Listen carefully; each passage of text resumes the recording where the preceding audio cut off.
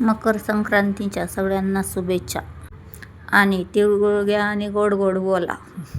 चला आम्ही निघालो ओसायला. मंदिरात आलो विठ्ठल रुक्माईच्या.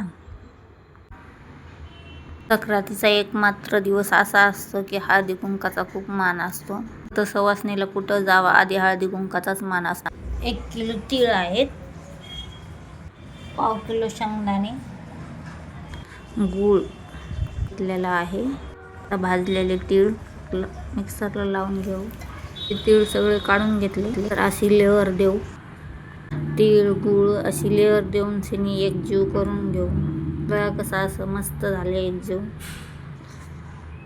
तर त्याच्यात थोडी इलायची पूड टाकायची, शेंगदाणे टाकायचे आणि लाडू बनवायचे. लहान बाळापासून तर 60 वर्षाच्या म्हाताऱ्यापर्यंत खायला मस्त असे मौसूद लाडू बनले. तोंडात टाकलं की विरघळणारे आपले तीळ लाडू खूप छान बनतात. बघा माझे 1 किलोचे लाडू मस्त झाले.